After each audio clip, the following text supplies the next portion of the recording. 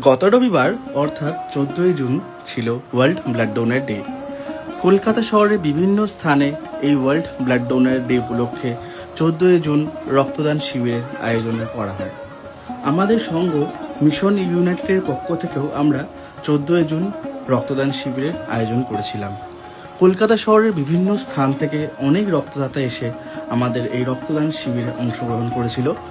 ধন্যবাদ জানাই মোট 333 জন রক্তদাতাকে আমাদের এবছরের রক্তদান শিবিরে অংশগ্রহণ করার জন্য, এবং ধন্যবাদ জানাই সকল পারিপার্শ্বিক নাগরিককে যারা প্রত্যেক বছরের মতো এবছরও আমাদের সাথে একসাথে মিলিতভাবে এই সংগঠিত প্রয়াসকে সাফল্যমণ্ডিত করেছে।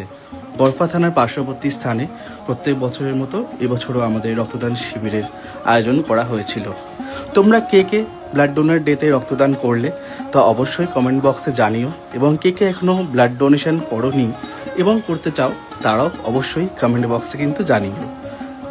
এবং তার সাথে সবাই ভালো থেকো, সুস্থ থেকো, এবং দেখা হচ্ছে পরের কোনো ভিডিওতে।